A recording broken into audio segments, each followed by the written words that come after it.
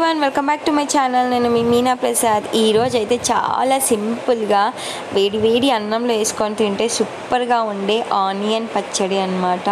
చాలా easy method, తప్పకుండా try చేయండి. ముందైతే ఆయిల్ వేసుకొని ఆయిల్లో మినపప్పు, ధనియాలు, జీలకర్ర, కొద్దిగా మెంతులు ఇవన్నీ వేసేసుకొని మంచిగా ఇలా ఫ్రై చేసేసుకోవాలన్నమాట. ఇవి కొంచెం ఫ్రై అయిన తర్వాత ఇందులోనే మీ కారానికి తగ్గట్టు ఎండుమిర్చి కూడా వేసేసుకొని ఇవి కూడా కొంచెం ఫ్రై అయ్యేటట్టు ఫ్రై చేసుకోండి. ఇలా అయిపోయిన తర్వాత తీసి పక్కకు పెట్టేసుకోండి.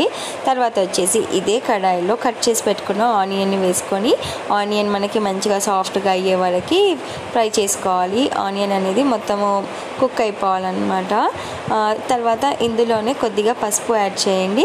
అలాగే కొంచెం చింతపండు యాడ్ చేసి ఇవన్నీ మంచిగా మగ్గేలాగా మగ్గించుకోండి. తర్వాత వచ్చేసి ఎల్లిపాయలు వేసుకోవాలి. ఎల్లిపాయలు వేసుకున్న తర్వాత ఒకసారి అలా కలిపేసుకొని ఇది కూడా పక్కకు తీసేసుకోండి.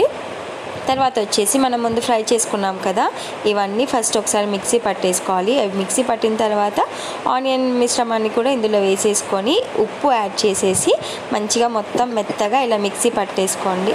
తర్వాత ఇలా మిక్సీ పట్టేసుకొని ఒక గిన్నెలోకి తీసేసుకొని తాలింపు పెట్టేసుకోవడమే. తాలింపులో అయితే నేను ఓన్లీ ఆయిల్ అలాగే జీలకర్ర ఆవాలు వేసాను.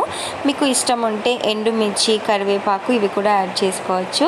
చూసారు కదా ఎంత సింపుల్గా టేస్టీగా ఉల్లిపాయ పచ్చడి అయితే రెడీ అయిపోయింది. ఇది స్పెషల్గా దోశలో కూడా పెట్టుకొని తినండి, చాలా టేస్టీగా ఉంటుంది.